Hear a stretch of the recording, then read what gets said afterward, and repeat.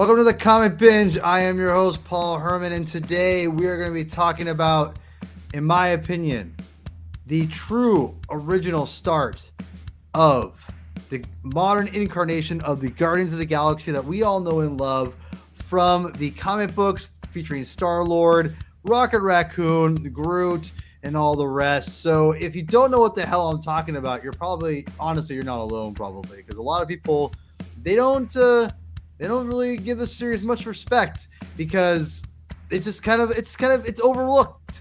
And today we're going to talk about the series because it should not be overlooked because it is so good. And I am joined today by my buddy. Hi, Zach. You're muted. I'm here, and it's not the Spider Council? What? Spider-Man Council, sir. Come on, Spider-Man Council. Spider-Man Council. Yes. We are here today. We are going to be talking about Guardians of the Galaxy. Thank you for joining us today, sir. A pleasure. I'm always available on the bench, and you text me and said, "Hey, come see me. Come hang out with me on Tuesday." I said, okay. So. Yeah, listen. You're never on the bench. I want that very clear. You are always a part of this anytime you want. And so today we're going to be talking about Guardians of the Galaxy. And if you guys haven't already, do me a favor. It's so stupid. I hate begging for it, but I'm just going to hit the like button. But please also, just subscribe today. Makes spider sense. Okay? Just subscribe. Subscribe to the Comic Binge. That's all I got to say. And what's that, Zach? Those were so good in the 90s, man. Yes. That was their tagline for like 10 years. I know, it was great, man. It was great. And you're not listening or yet, I don't think, but either way, hello, sir. I really appreciate your support. You've been really, really awesome coming on the recent stuff lately. Really, really appreciate it. So anyway, we're going to talk about some Guardians of the Galaxy today, and I'm very curious, Zach, kind of what's your history with Guardians of the Galaxy as we get into this here a little bit.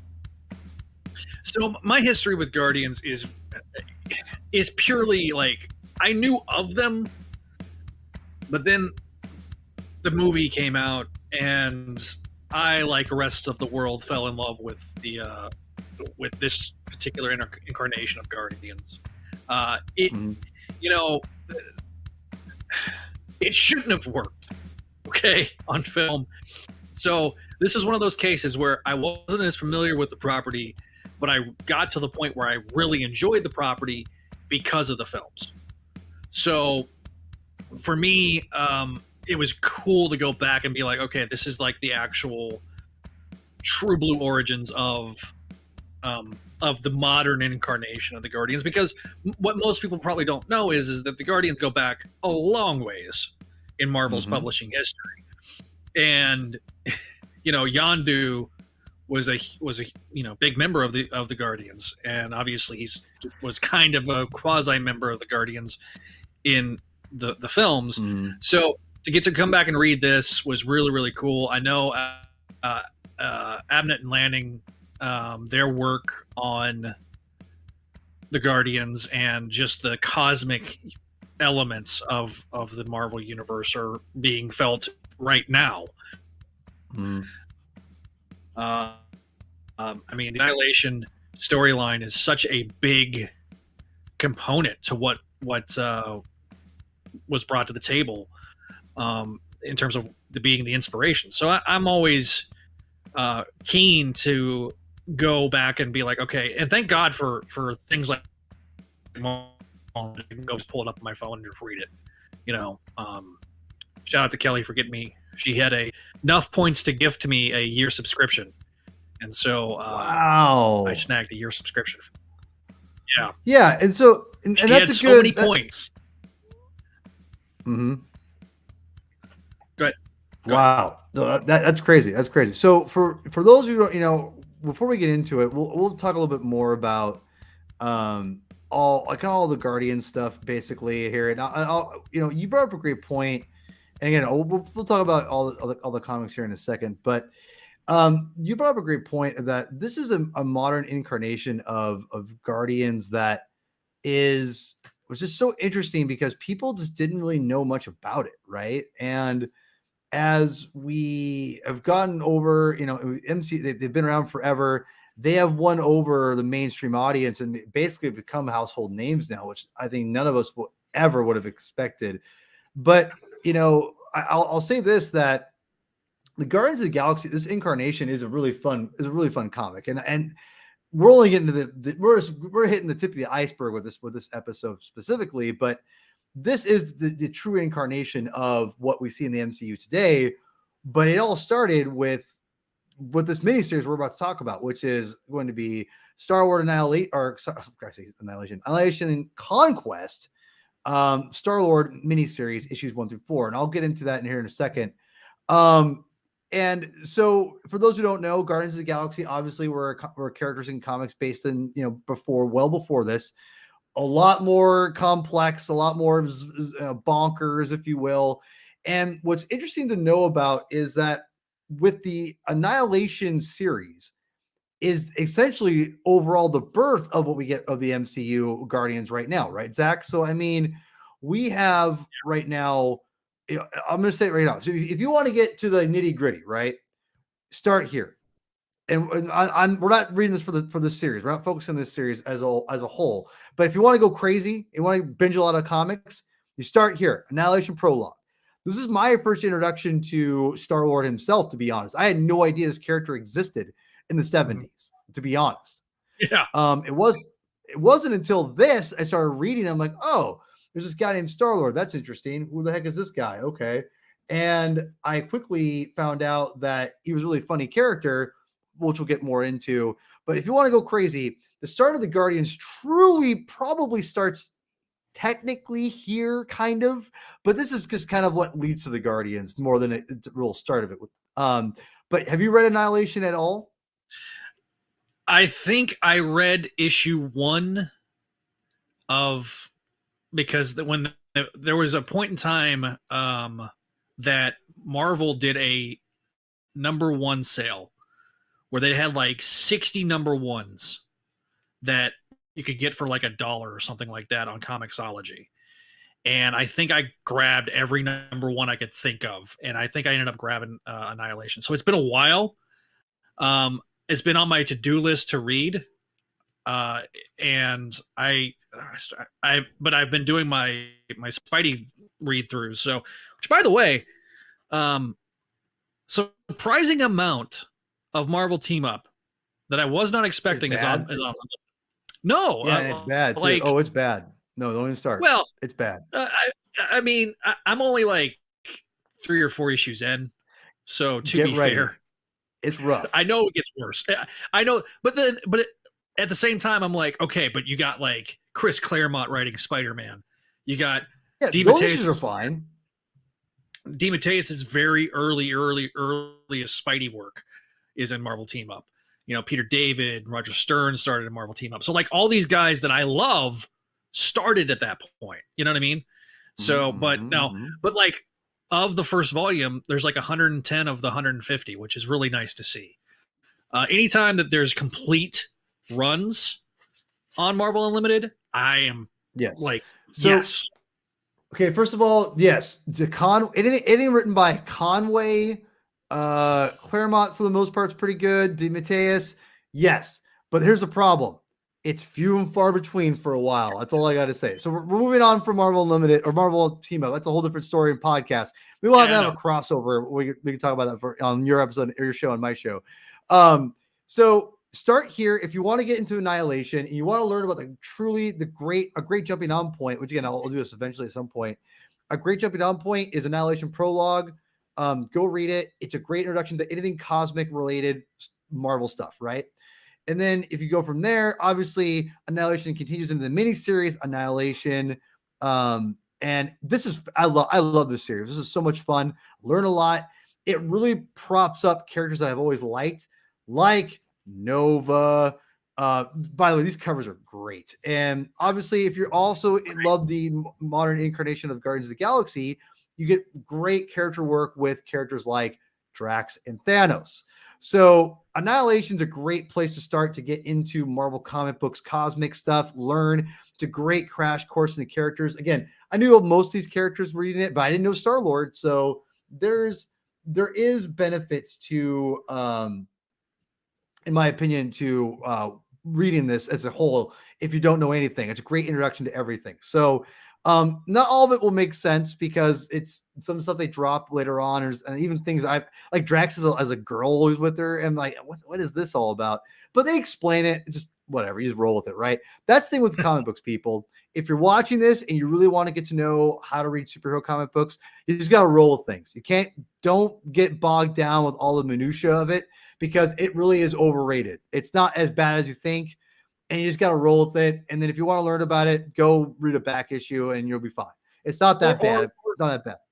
Look, I mean, there are places that do an extremely good job of giving you. Yeah, it's called reading comic books. Well, but what I'm saying is, hang on. Reading comic books is if you're reading a book and you don't know a character, you can always go to Google and say, okay, where does this character come from? And there is like databases that do give you that encyclopedic, snapshot. And then, of course, and then you can go look at the appearances list and go read more comic books. I was getting there, but you just got to let me get there. I can't. Come on, Paul. I can't do that to you. I love you too much, Zach. No, I appreciate it. Zach. One thing I appreciate about you, sir, is that you let me bug you and be a dickwad, and you don't take it personally, which I really appreciate. So just know that my love for you is grand. Just know that, sir.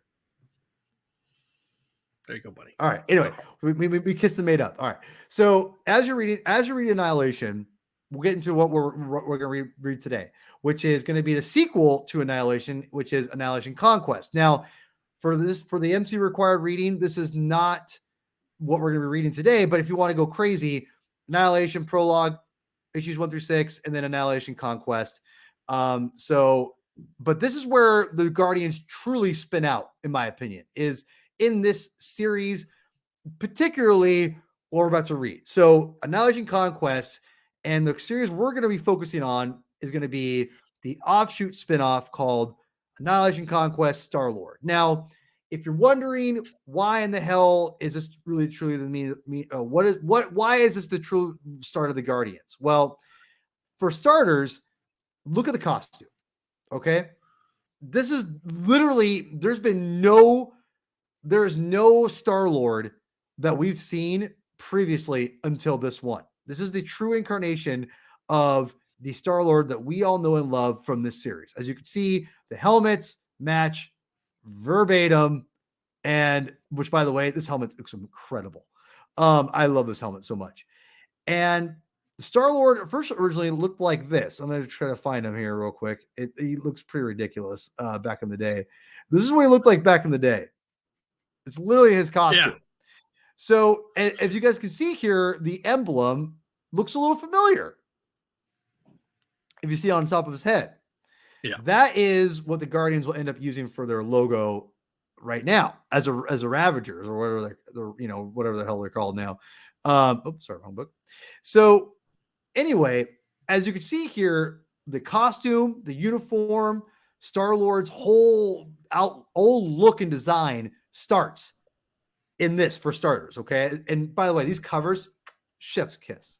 They're so good. So anyway, if you're wondering, Paul, why I have never read Annihilation. I've never read, anything, why would I want to read a spinoff to the sequel of Annihilation to read this? Now, Zach, that's where you come in, and Chris will be eventually joining us. He's got family duties, but Zach, right. I made you read this, and we're going to dive deeper into why this has been chosen, but tell me, before we get into mild spoilers, do you agree with me? As after reading these 4 issues, do you think this was a true incarnation or the true start of this incarnation of the MCU Guardians? Yes, 100%. You have there's about 4 key players in this miniseries that ultimately take form: Groot, Nebula, and Rocket, as well as Starlord. The other two, Mantis, not Nebula. Nebula's not in this one. No, trust me, I've done the same thing. Yeah. Mantis. And so, there's 3 others that are a part of this group, this, quasi proto Guardians. But the 4 of the core people that you see in the films and the holiday special, whether they're at, the 2 Avengers films and the 2 Guardians films, and the film that's coming out this Friday at your local cinema. I mean, it definitely is the prototype of what you're going to see. People also don't realize how old of a character Groot is. He predates the Marvel universe. I mean, it's all, because you could say that about the Captain America and Namor, but I whatever. Right, but he predates the Fantastic Fours. That's a character from the 50s. You know what I mean? Okay, for people, I should have got the comic. Groot first appears in Tales to Astonish. What issue? It's like early issues before the Fantastic Four are created. It's drawn by Jack Kirby. It's it's a monster book. It's all those things.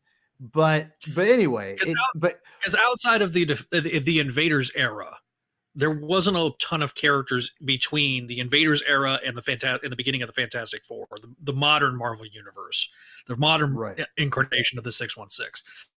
That's my point. And so, but seeing Groot here, I kind of forgot Groot had a big vocabulary. That he talks like normal. He's not just I am Groot. Everybody knows I am Groot, but so it was really a lot of fun. And also Rocket Raccoon, I mean, who is going to be the star of this 3rd film from everything that I've seen and read and heard thus far. I mean, he's going to take center stage, I think, in this new film, which I'm genuinely excited about. This is the first one that I am in a while. First MCU film that I'm truly, genuinely probably since Doctor Strange, honestly. I was excited about Doctor Strange, but I'm really excited about Guardians 3. So again, we should highlight who the writer of this is. I hadn't gotten there yet, but you go ahead and take it away. I was waiting for Chris on this one because he kind of, but go ahead and talk about the writer on this. So I'll give my stance on Keith. Keith Giffen is one of the legends. He absolutely is one of a incredibly legendary writer, but primarily as a partner. He's also an artist as well. He's a writer artist you look at what he did with DC and James DeMatteis. They kind of they're able to talk shorthand basically. In the interview that you and I did together on the Spidey Dude YouTube page. So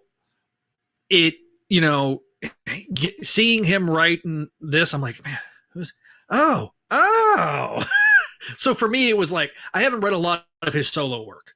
I've read, chunks of his DC work, but again, I'm not as big of a DC comic reader as I am a DC fan of just like the DC and media. So you got dogs barking. It's not my dogs this time. It's my dogs. It's Wheezy. Yeah. Go ahead. Go ahead. Sorry. But like I say, so I going into this, I was like, okay, I trust Paul. He's going to lead me in the right direction. I'm going in completely cold. I don't know nothing. I'm like a baby lamb that's just, blind. And Paul is my shepherd. He's just leading me along. That's right. So, I'm your shepherd, people. I will lead you to good comic books, I think. So when you read this, you were like, okay, I get what Paul's saying now.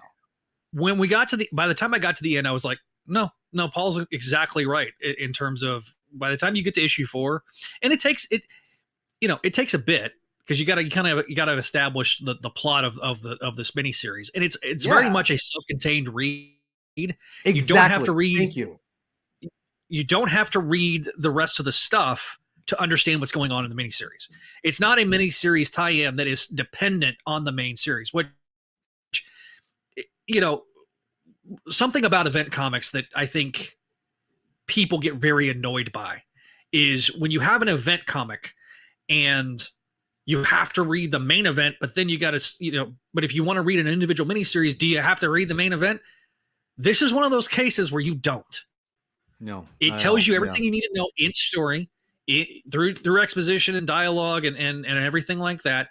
You don't have to sit there and go, man, I have to read Annihilation. So that is a mark of a writer that knows what he's doing, a writer that has been doing this for a very long time and understands what storytelling is from a writer's standpoint. Not saying that there aren't writers that don't do that now, but with particularly the second gen writers, the guys that came after the Marvel Revolution, the Conways, the Art Adams, all that group, and Keith Geffen is part of that group, the late 70s, early 80s of Marvel.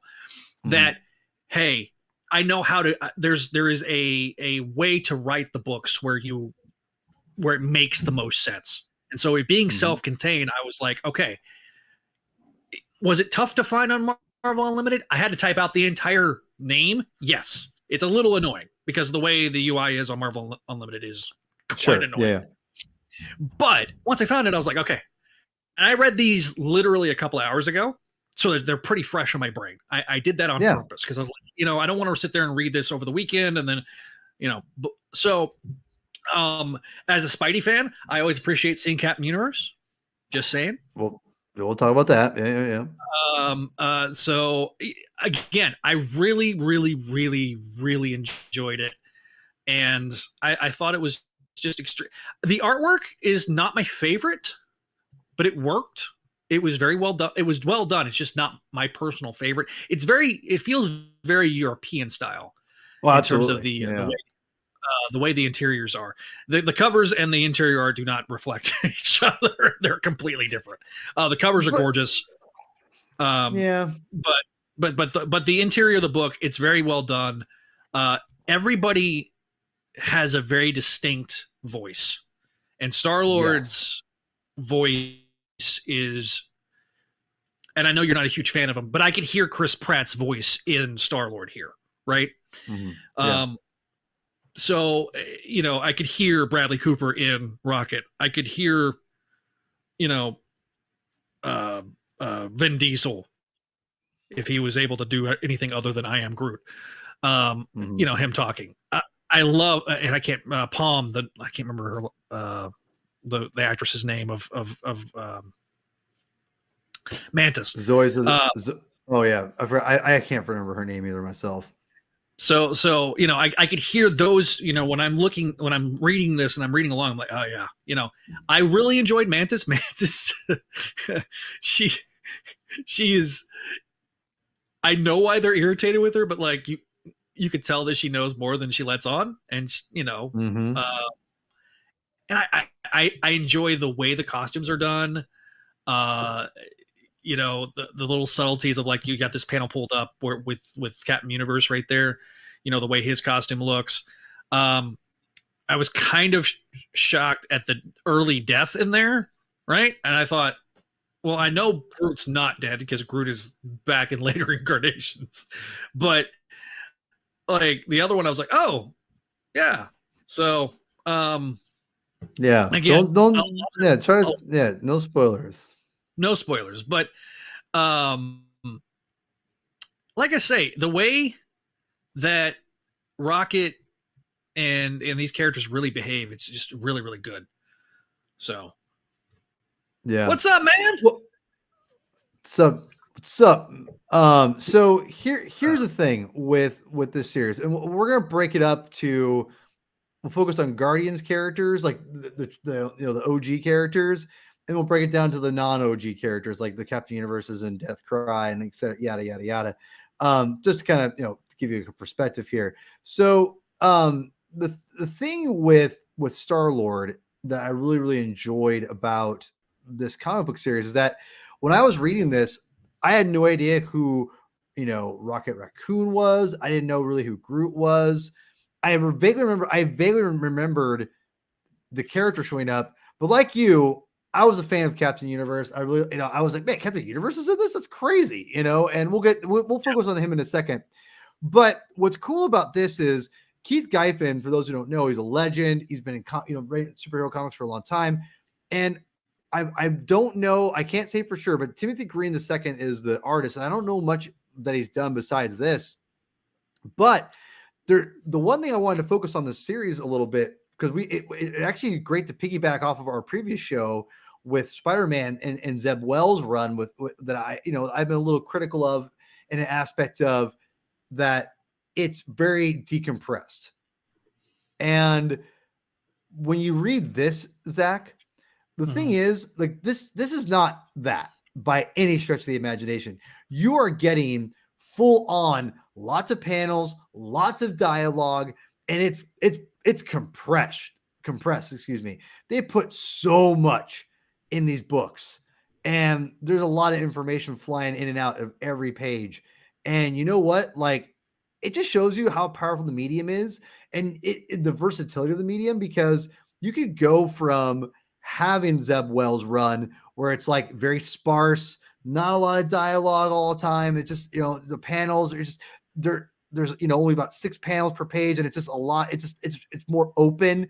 Whereas you read this and it's just like cramming so many panels together and so much information. It's really interesting how they've managed to, how Giffen really does a great job, or Giffen, whatever his name is. Giffen does a great job of putting so much information in. And I'll tell you what, I got so much out of reading these 4 issues. To me, there's so much information, and it doesn't ever feel like we're getting too much. It's a great showing of how the storytelling in comic books is so good, and how unique it is, and how you could get like literally 4 like it feels like 4 storylines in 4 issues, like 4 like hardcore, lots of meat on it just in 4 issues. And so I wanted to see what your thoughts on that was, kind of before we get into the characters. It goes back to what I said earlier about the first generation, the second generation of comic writers, and we're seeing like the third generation and fourth generation. Third generation writers right now were well known for their decompression, and I put Zeb Wells in that category right now, because they were, the house style with Marvel became so decompressed. This is not the house style of Marvel, even at the time of the publication, because remember, Bendis was still a huge influence of what was going on at Marvel at the time. So I look at it from the standpoint of, this literally, to me, is what you got with that second gen of writers, where when you sit there and you get 4 issues, you're going to get it's a ham sandwich. You're going to get that full meat and cheese and mayo or mustard and bread. You're gonna get the full meal. You're gonna eat. Like, we're sports fans. You got to eat, right? That's what this felt like. It felt like a big old meaty sandwich of density. And if you got the trade paperback, you're not feeling gypped that it's only 4 issues. Nope. What you're getting is the amount of story that you probably would have gotten in 6 issues, maybe, with any other writer, but with Keith Giffen, he brings everything down, and everything has a purpose. Yeah. You have a writer that knows, because of his background as an artist, he knows how to compose the script around the artist's strengths, and he knows how the layouts are going to go. So, well, he lays it out for him. I mean, and really quickly, to interrupt, I'm sorry to interrupt, but next week, in a couple of weeks, we're going to be doing the 52 volume 2 for DC Comics, and who it pretty much did all is a big part of the story on that. He didn't have a writing credit, but Keith Giffen still, he drew all the layouts for all the artists. So basically, he'd get the script, he'd do the panel layouts, and then give it to the artist, and they'd do what he would write, or he would put in so he's a storyteller, and that I'm probably positive they probably had him do the same thing because there's a lot of Keith isms in here, in my opinion. I'm sure he let obviously the guy had his own thing, but there's a lot of Looking at his tropes in here. Yeah, so looking at Timothy Green the second's, this is based off of Wikipedia, so don't throw tomatoes at me. It looks like a lot of his work at Marvel was fill-ins. No, that's fine. Or he would do like miniseries like this. I think so I'm not surprised. And he's an incredible talent. I mean, he's done there, as a Spidey fan, he did a couple of the point issues of like 700.3 and 0.4. He did he helped do some pages on Scarlet Spider, the Kane Scarlet Spider Into the Grave storyline with Craven, which I remember that now. I think he did a couple of flashback scenes, or like the whenever Kane was tripping balls. Wow. So he's done some things like Aeon Flux, Rush City, did some Star Wars work, it looks like. So like he's done a lot of different books, but there's not like a huge run where he has been able to do a lot. He's just doing a lot of stuff here and there, and then so I think he's some of his later work I feel like is a little better, but like this stuff is great. Like look at that panel, man, like that one you just threw up there, like there's a lot going on in that panel. There's a lot of detail. There's a lot of detail in his work for sure. Yes, and they're just the layers of what's in the panels, man. Like that's what I really appreciate. And I wonder, and I gotta wonder too, that if you have Keith, who I'm assuming is doing most of the layouts, then you gotta wonder too, is he having that freedom to not worry about where the things are going? He can just focus on the details, and that's why you're able to get fantastic images like this, or like this, or not like this. I'm sorry, that's wrong. I love this. Like there's just so much detail in all his panels that I think are just it's again like there's good stuff in here that I love. I fell in love with Starlord because of this. Go ahead. I also really like the color palette. Me too. I know Neil would be very proud of me for saying that because he's a big color guy, but the colors, the way they pop, and the way that they're done. Yeah. So yes, very Mobius, sir, or man. I'm not sure if you're. Yeah. So I also love the concept of like Tiny Groot on what you see on this panel here. That made me laugh because like you got Rocket, who puts him on his shoulders like, all right, turn found's fair play, because like he was on Groot's shoulder for a while, and like those tropes. Like that relationship with Groot and Rocket, you see it here, and it's like keeps calling him Your Majesty, which makes me laugh. So like it's beggars can't be choosers, and Groot is no beggar. Well, and I think that his butt here, and I loved it. Yeah, and I think the thing about what makes, again, this truly is, and we'll kind of steer towards the Guardians characters before we get to the regular characters, is that's why it's so important. Like because, and I don't know if this was put in and mandated. I would love to read more of the history, because from Annihilation Conquest we do get this miniseries, or this ongoing series that happens right afterwards. And obviously, I'm not sure what was at play, if this was all whose idea this was or what, but it was beautifully done because they do a great job of setting this all up in these issues, because this is the first time that Peter Quill meets all these characters for the first time that we know. Like he meets Mantis for the first time. This is where he first meets Rocket Raccoon, is in this very first issue, where he meets him right here, and obviously Groot and him. Good. My understanding is at the time of this was being published, which this was around what, 06? 07, 06, yeah. 09. So my understanding is that Abnett and Lanning had this big pitch that they pitched Marvel, pitched Quesada, said, hey, you know, Marvel was like, we want to do something with the cosmic side of Marvel, because Quesada did grow up a fan of the cosmic stuff, and so Abnett and Lanning come in and they do Annihilation, and they were fans of the stuff, the cosmic stuff from the 70s, and so my understanding was they wanted to bring in the Guardians of the Galaxy and reconstitute it and do it, and I think Keith Giffen was the same way, like. Keith Giffen, obviously was writing stuff in the early 80s and 70s and stuff like that. So I think that these guys were just fans of it. And Marvel was like, hey, we got this whole entire section of our line that hasn't even been touched in a long time. Basically, if it wasn't Ron Mars and Ron Mars, legend. Who was the other guy? The guy. Well, there's Ron Lim, there's Ron Mars, there's the guy Jim Starlin. Jim Starlin, that's who I was thinking of. If it wasn't Mars or Starlin, they weren't doing much in terms of, and especially, basically from the mid 90s to the mid 2000s for about 10 years, there wasn't a whole lot of stuff on the cosmic side of things. And so there's a big gap.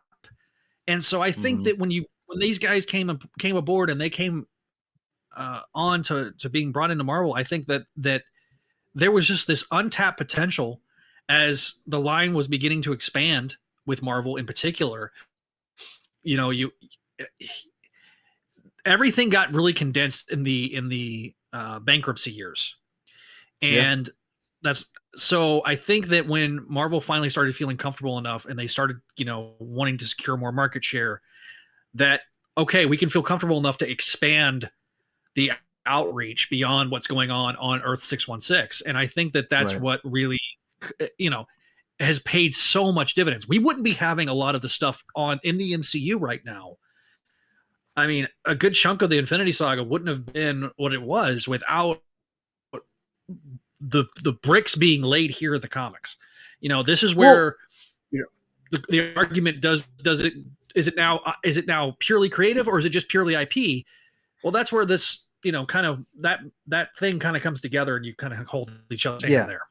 Yeah, exactly. And I think that makes all sense. It makes all the sense in the world, because they bring Starlord back, into Annihilation. So if you guys want to know what, for me, I had no idea about Starlord from the 70s. I did kind of miss that because he disappeared completely. Like after the 70s, Starlord just disappeared from the map. And obviously it all lines up because they bring him back for Annihilation prologue or Annihilation and obviously in its prologue and in the series.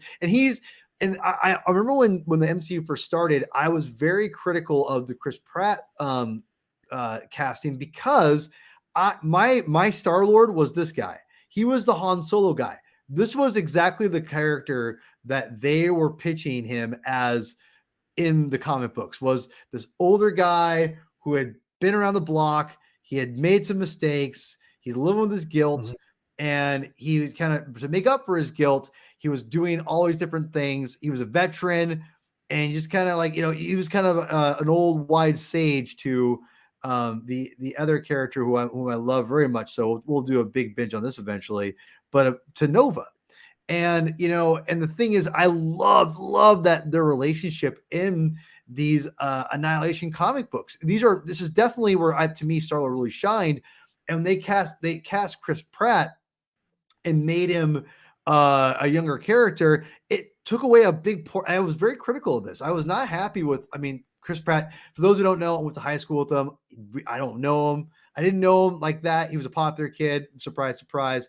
And he was also like 4 years older than I was. He was a senior when I was a freshman, but I knew who he was. Everyone talked about Chris Pratt because he was going to Hollywood, blah, blah, blah, blah.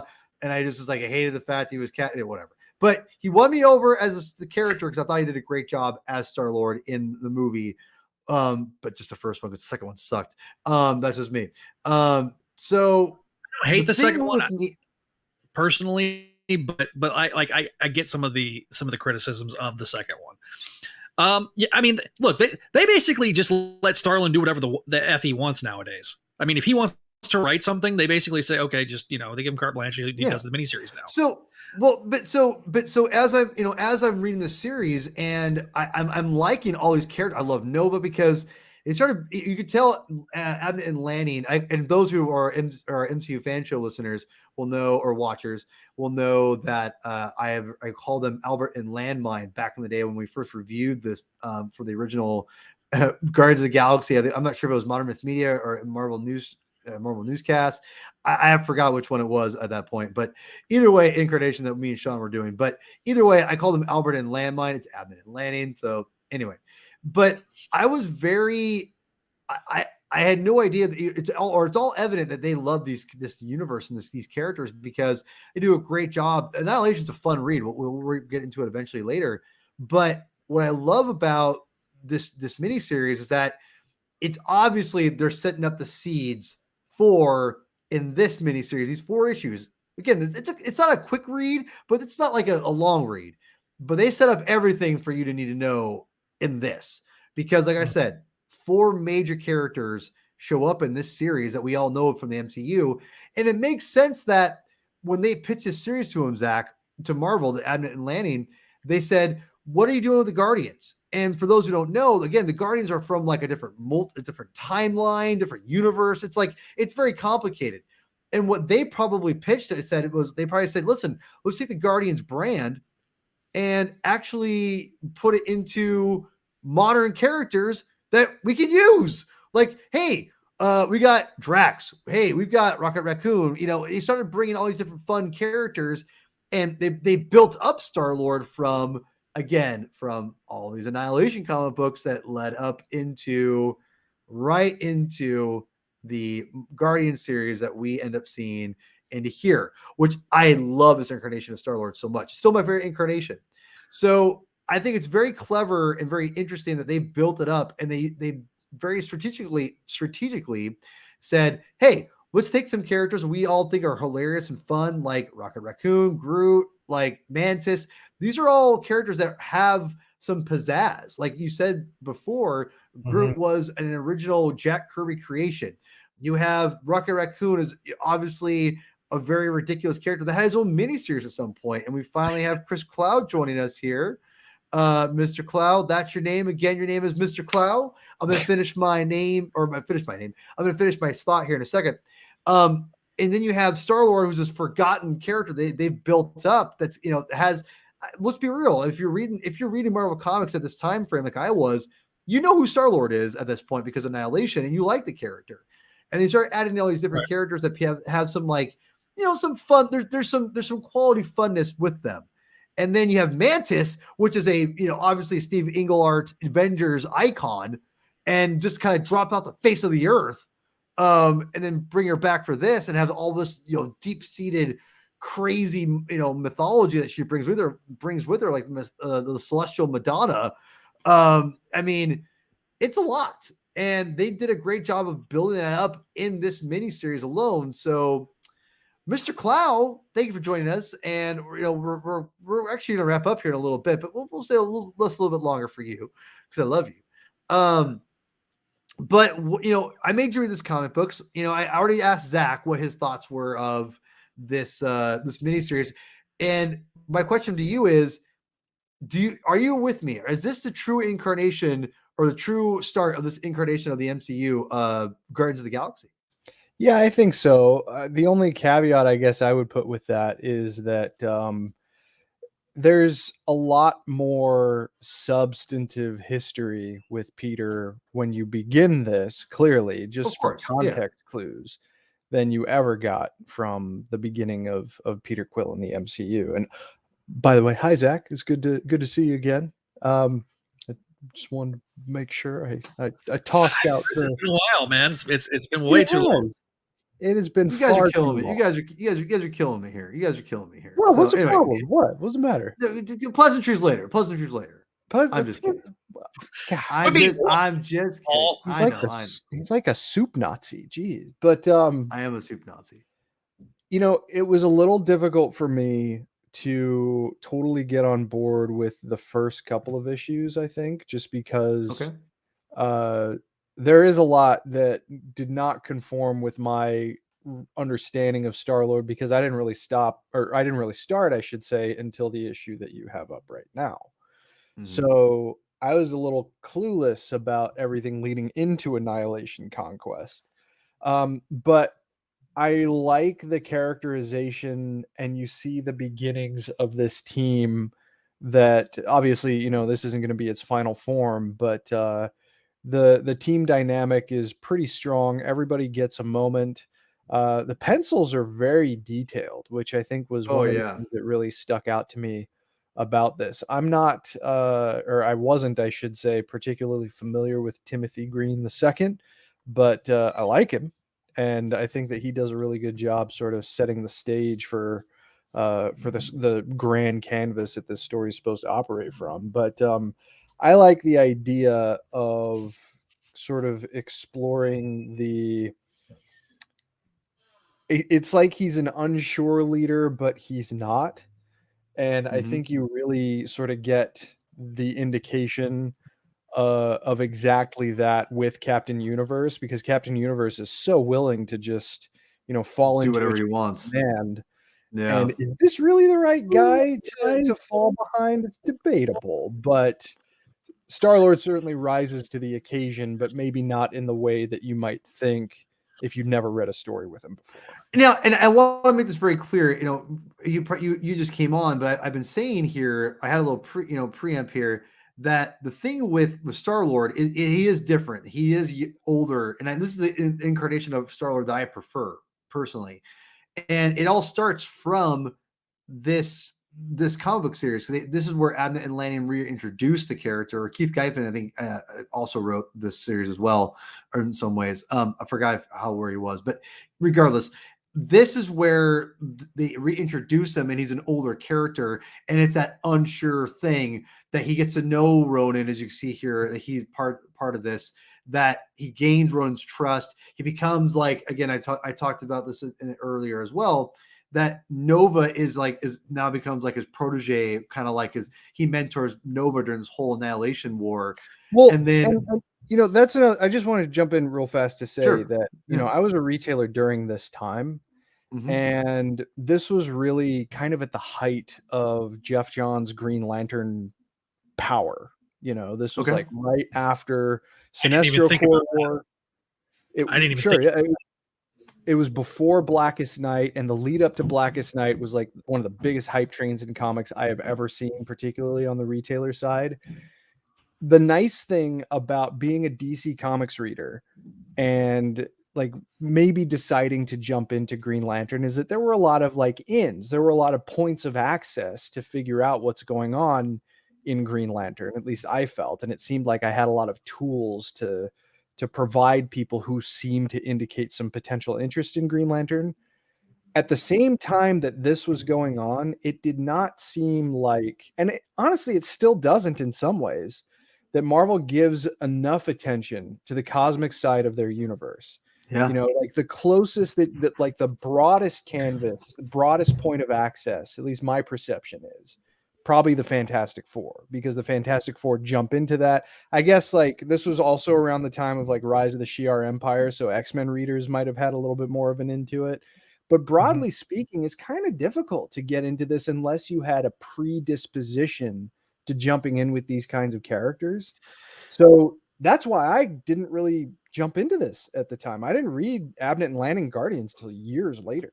Well, and so I want to make that very clear, and I said this at the beginning of the show, this is a great jumping on point, in my opinion, for new readers who want to get to know about the cosmic universe, because I can tell you I got back into comic books, Chris, was right around when this came out. So I already knew majority of these characters, but it was a great refresher, and I learned so much about Annihilus. I knew who Annihilus was, but I didn't really understand the Negative Zone very much until I read this, and I'm like, oh yeah, Negative Zone. Okay, I remember this now. Okay, this whole series, this prologue and this 6 issues is, I keep telling people, this is a great crash course for Cosmic Marvel. So if you haven't read it, Chris, I 1000% recommend reading this. But you did, so I know reading these 4 issues, you're it took you a minute to kind of get into it, but so it sounds like after issue 2, 3, or starting with issue 3, you got more invested with and understood what I was talking about? I'd say 2, like the end of 2. Okay. You know, like the friendly fire that they endured, and Captain Universe sort of having that moment of doubt. I thought that was just like a really good character moment. And then I also really enjoyed just the groundwork that was laid between Rocket and Groot. And it's great to read a story where Groot actually speaks. Um, Mm. I, like I I get mentioned that earlier. Yeah, like I get the novelty of going with the way that the movies have gone with it, and the comics have kind of followed suit. But he has a fun disposition and kind of a gruff exterior, figuratively and literally. So I like what he brought to the dynamic as well. And Groot's character, Rocket's characterization here also just seems like a little more grounded than a movie fan might be used to.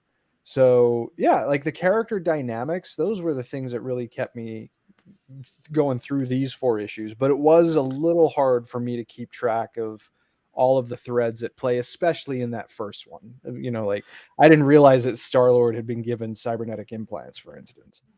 Well, but see, I think Keith Giffen, whatever his name is does a great job of laying down the groundwork for that, honestly. And that's the thing is like, and with comics, you got to roll with things, but Well, yeah. but who are you talking about? but no, I know. But the thing is about this series in particular, it does show you the dynamics of all the characters that we get eventually into the Advent and Landing's Guardians of the Galaxy series, which is fantastic. And then that this is basically what the movie is based off of, or the franchise is based off of.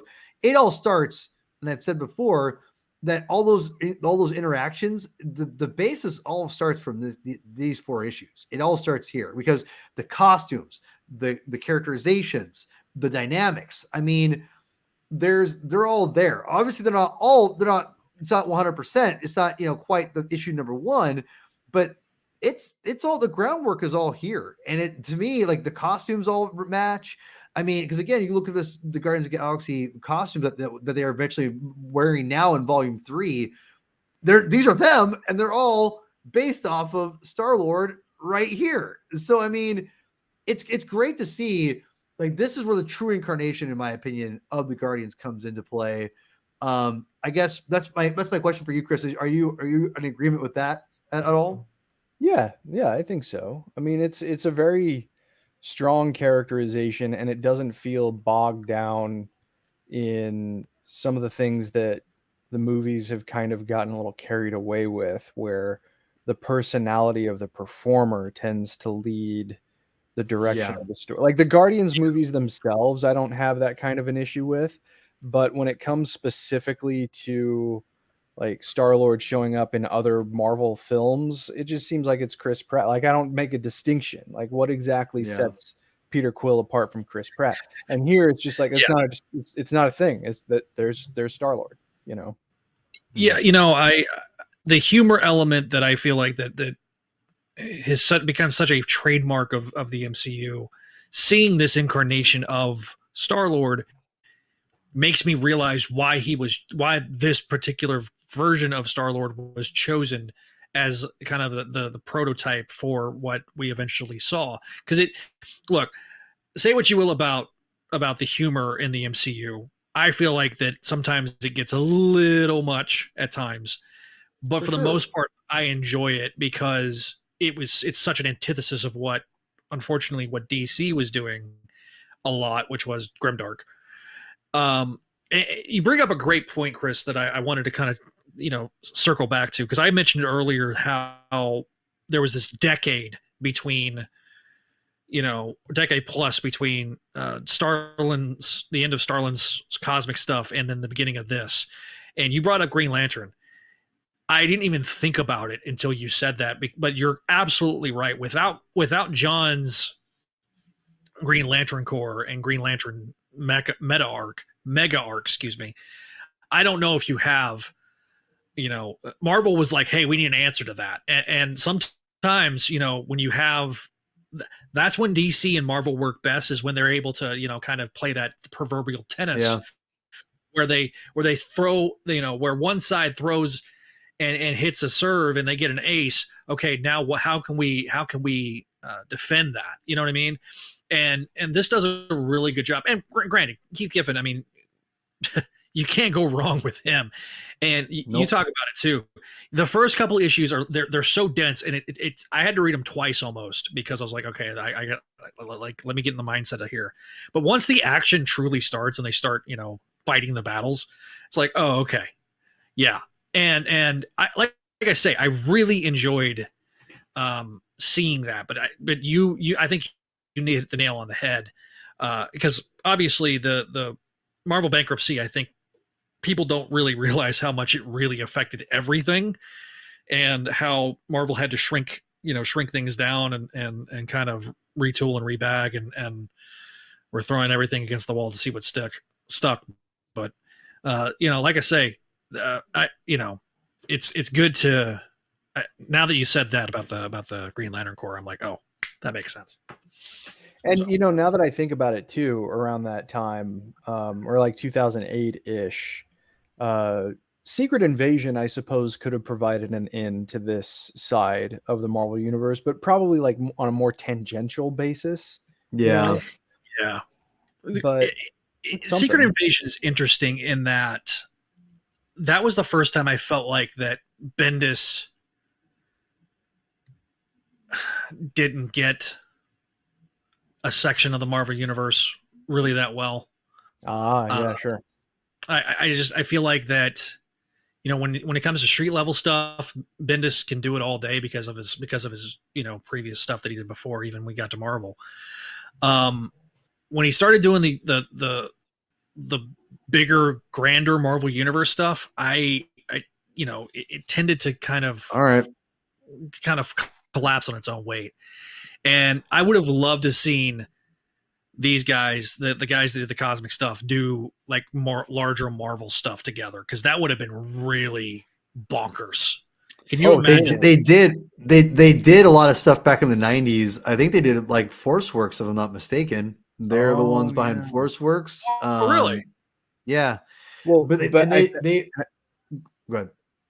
I think Zach is right too, because they did try to give Bendis like a totally grand canvas to do the Guardians, right? And with Marvel Now, and I remember trying to read that, and it's like, it wasn't wasn't terrible. It just wasn't great. It wasn't great. It wasn't the strong point that you would think it would be, but it didn't have the authenticity that Giffen or Abnett and Lanning have. No, absolutely. So, and honestly, to be real, and I don't meant to be a jerk, because I like Bendis a lot, and I defend Bendis a lot.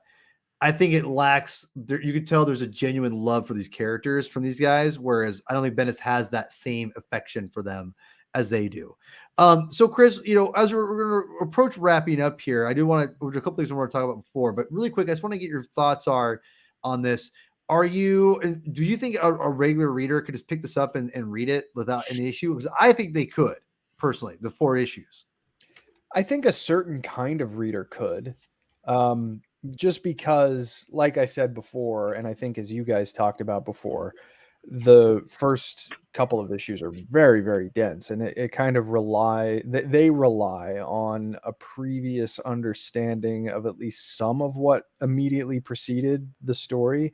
That's not a deal breaker. If you're already kind of predisposed to reading cosmic kinds of comics, then yeah. Or if you like the MCU and you're like, hey, like I like these characters, I think for the most part, I think you're gonna like this book, because I think Starlord, I think Starlord, even though he's different, there's still that sarcasm. I think the characterization is still interesting, and I do think that Rocket and Groot's interactions are great. I think there's some great stuff in there, great action stuff with Rocket and Groot and Starlord and Mantis.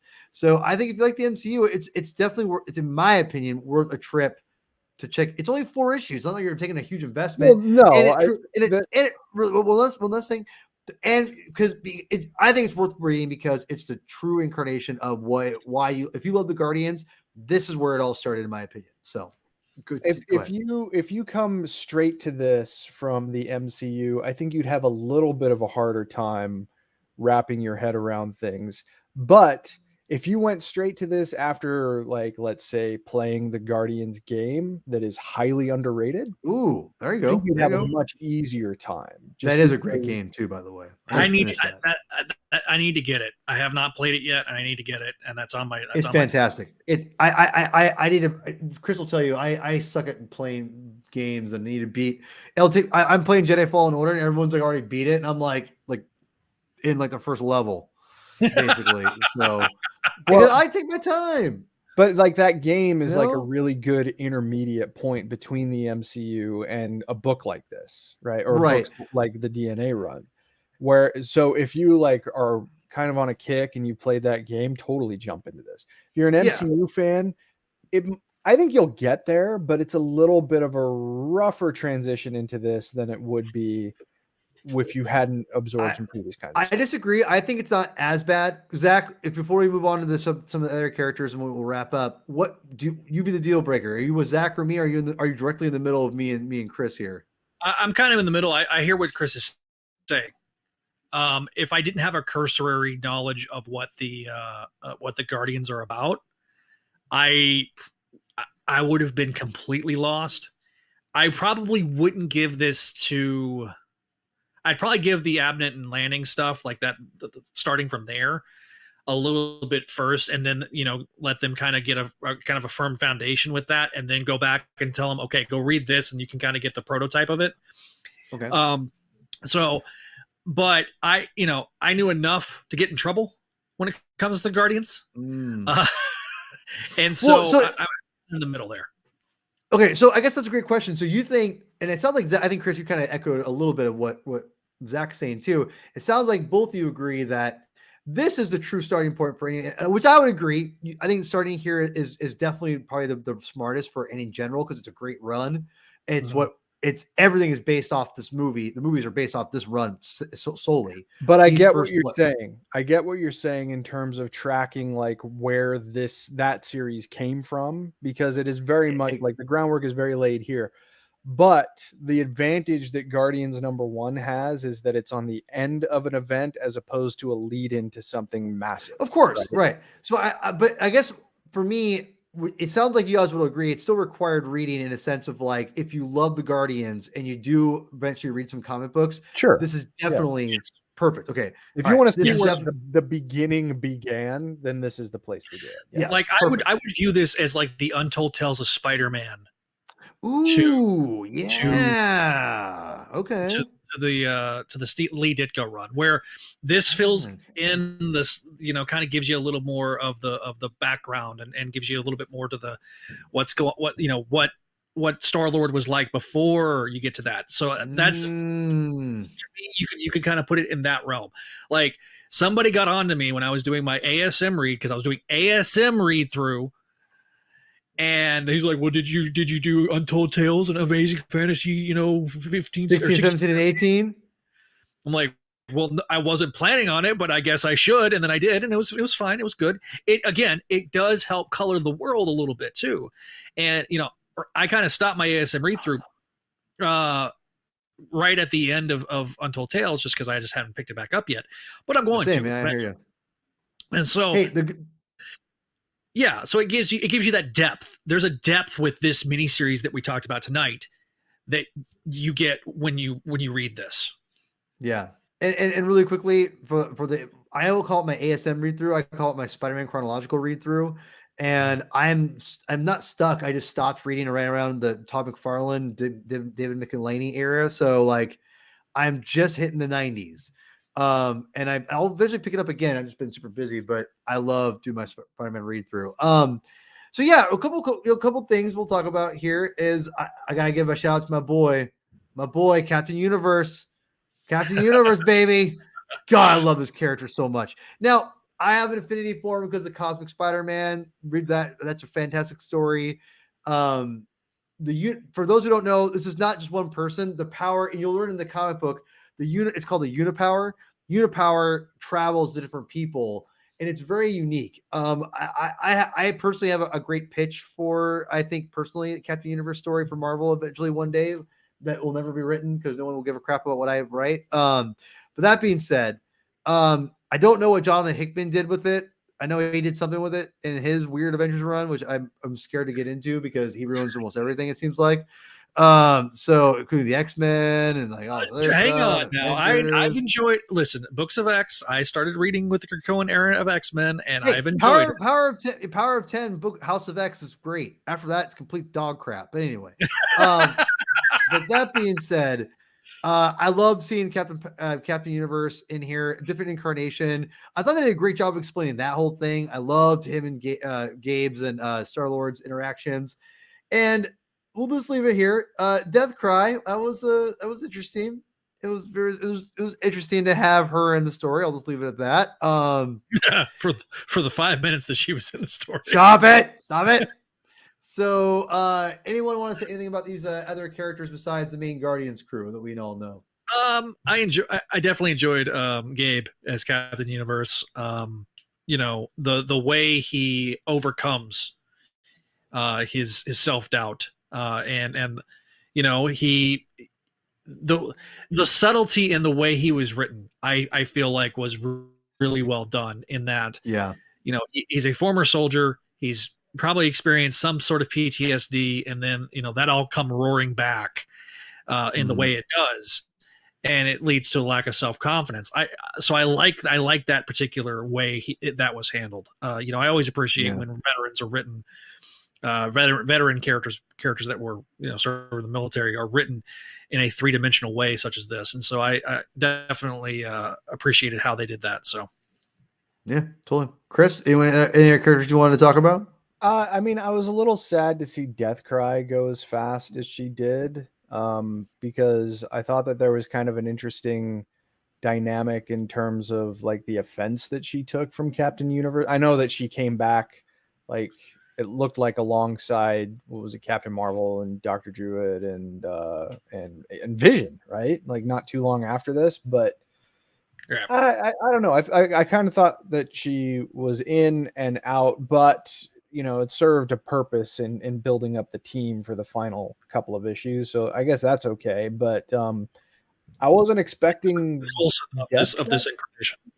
Right. Yeah. Right. Yeah. Yes. Fair. Absolutely. But I thought that she brought something kind of poignant to the team dynamic that was lost rather quickly. And then Bug was fun. It was a little. Bug, the one Micronaut character they can use. Love Bug. Yeah, for now. I mean, there was some humor with him that I found endearing in a way that I didn't find Star-Lord's attitude quite as engaging. But I love Star-Lord's attitude. Well, no, I didn't. I'm not saying I didn't like it, but there was just something about Love Bug's incredulity that I found endearing. Yeah, there was.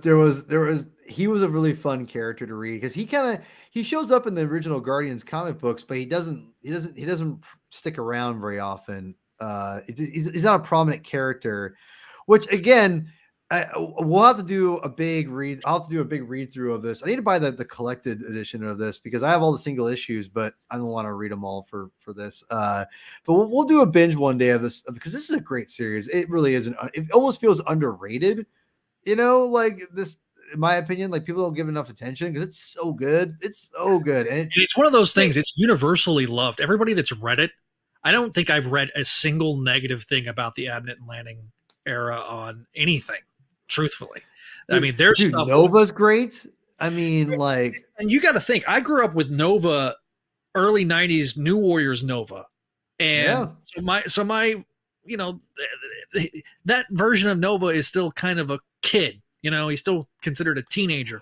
This is very much an adult version of Nova. So I wish they would do Nova in the films, man. Like they did before, but give me Richard Rider. Sorry. Come on. Listen, I'm a huge Richard Rider fan, and I loved what Abnett and Lanning did with him in Annihilation and his main series, and that's definitely maybe a deep dive we'll do eventually. And really quick, before we wrap up here, I'll give you guys final thoughts here in just a second. But I want to talk about Mr. Reina. Mass. What Mass is what you call it? See, I apologize. No, right, that's Mass? what we learned that with the last episode of Spidey Experience. That's I think it was Okay. Mass. Mass, I apologize. First of all, yes, these are all future episode ideas. To be honest, I said it in the comments. I want to get subscribers up a little bit more because, to be honest, I want to expose as many people as possible to most of these books, specifically Black Hammer and Miracle Man. I am a big Miracle Man fan, huge Miracle Man fan, and when I do Miracle Man, I want to have as many people or tuning in on the show as possible because it's one of my favorite comic book series maybe ever.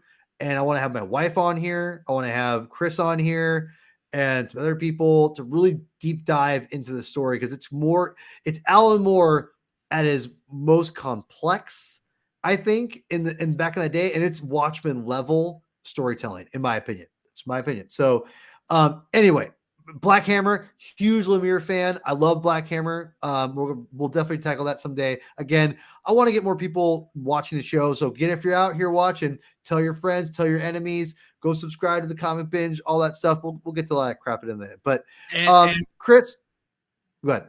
You talk about Earth X and Universe X. I think we are going to maybe eventually cover some of those elements with the Mayday, that version of Mayday on our Mayday show. So. Right on. Well, guys, this has been awesome. I know, Chris, you had a kind of a long night with your fam stuff going on, but thank you for obviously joining my partner in crime, sir. Of course. Go ahead and tell me any final thoughts on the series. I had fun with it. It was for me, it took a little while to get going, but I mean, Keith Giffen is good enough at what he does that he always tends to bring me around in the end. So, the character dynamics were probably the thing I enjoyed the most. I enjoyed the character probably a little more than the plot, but that doesn't take away from this as it's very really character driven. This is totally character driven. Like, this is up your alley, Zach. So it's very yes. This is up my alley. If you've heard me talk about character work on Spidey Experience, this is very much a character-driven story. The plot isn't as important as what is the building out of the characters. Yes, right. Yeah, and that part I enjoyed. So, and the artwork is very good. From pencils to inking to colors. Colors are like a little slightly more pastel-y than I thought that they were going to be. For a cosmic story, it's definitely a different kind of choice, but it's a cool choice. And it made the book pretty distinct. So yeah, I mean, I think it's a good time, especially if you're already predisposed to liking Cosmic Marvel. There you go. Zach, final thoughts on the series before we head out. I in terms of final thoughts on the series, I couldn't have said it better myself. Chris nailed it. So congratulations. And well done. Well done to Chris. All right. Give him a round of applause. You guys. You're out of control.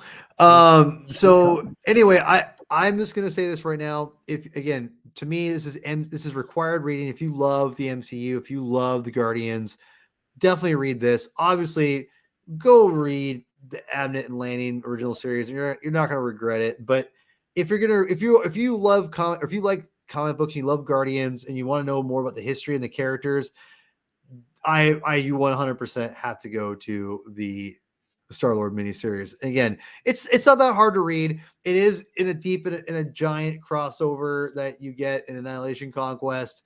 It is crazy, but if you want to get to know about Marvel Cosmic, just start here and just go forward. Start here, just go forward and read all the spin-offs. You're going to be well versed in Cosmic Marvel from this basically and all the spin-offs, man. And honestly, they're all pretty good. They're all pretty well written. So I recommend it. I love Annihilation. I love Cosmic Marvel. I loved it before. I love it after this. But Zach, where don't you talk about where people can find you and all that jazz? So we head out here. Oh boy, here comes my elevator speech. All right, so you can always find me on Twitter at Spidey Radio, as I have up on the screen. But you can also go to spidey-dude.com for all of our podcasts on the Spidey Dude Radio Network. We have the show that I do with Paul, Spidey Dude Experience, where we cover all the modern day Spider-Man stuff. We've got Make Mine Mayday on the channel as well, the show all about Spider-Girl and her world. The other great shows, you've got Clone Saga Chronicles and Spectacular Radio. Clone Saga Chronicles talks about the 90s Clone Saga and the Clone Saga related characters. Spectacular Radio covers the Spectacular Spider-Man animated series that ran from 2008 to 2009. Voices from the Area Gargoyles podcast is a prequel/sequel to that particular show, and that covers the Gargoyles universe from the beginning with Greg Weisman on almost every single episode, the co-creator of that series and also executive producer of Spectacular Spider-Man. You've got Sabi Sima Era podcast, the Sabi Sima's seminal run on Spectacular Spider-Man that starts from Death of Gina Wolfe all the way up until the Clone Saga. And then we've got Amazing Spider-Man Classics. Amazing Spider-Man Classics covers Spider-Man from the beginning. Season 1 was our good friends Donovan Morgan Grant that was on the last episode, or a couple episodes ago. Him and Josh and John Wilson. Season 2 is Javi, covering it from the beginning with his son Jack, so father and son duo. And did I miss one? No, Books of X, which is our Patreon first show, covering the Cohen era of X-Men from the beginning. It's a Patreon first show. First episode's available right now on YouTube. And go to patreon.com/Spidey Network to help support the channel. There you go. Chris, where can at people Spidey find Network you? on Instagram and Facebook. Nice. Chris, where can people find you at? At Twitter, CHRASCLOW.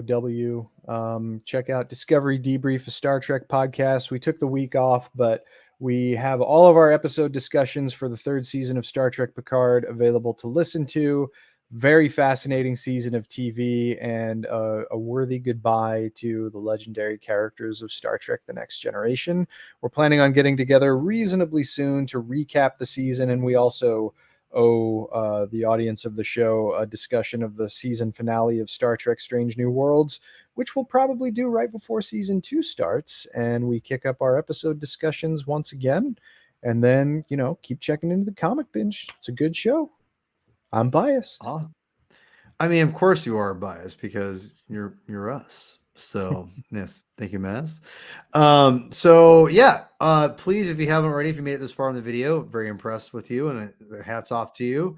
Go please subscribe. It makes spider sense. It only makes sense, and I really appreciate it. We're getting to 1,000 subs. It'd be awesome to do that and increase the viewership, the awareness of the show. Tell your friends, tell everyone about the Comic Binge. If you want to get into comic books, this is, in my opinion, the place to do it, just because, well, obviously I'm biased, but also because I want people to know where to get comics. And honestly, a couple places you can go read comic books cheap on the cheap. Again, I'm all about getting people to read more comics, and that's going to be on Marvel Unlimited. You can go on the app. It's pretty expensive, in my opinion, for a monthly subscription. It's even cheaper for a yearly. DC Infinite. Another great thing for these are for mainstream comic books. If you want to go get all kinds of crazy books and whatever, Comixology obviously is there. But if you want to get really crazy and you want to get super cheap and have things that are super effective, go get comic books on Hoopla. This is through the library system, people. You're going to get tons of great comics on here for free through the library itself, just like I have got mine from the Seattle Public Library, and Hoopla is there for you. So go on Hoopla. Get your iPads, your iPhones, your laptops, whatever it is. Go on there, get Hoopla, read comics, and you're going to be a much happier person because of that. So anyway, go follow Hoopla right now. Did you even know this existed? I did not until just now. So congratulations. You did a good job. Homie, I'm going to tell you right now, your mind's going to be blown what they have on here. They have so much. So I mean that all people, Hoopla is a godsend. It's the best kept secret in comic books.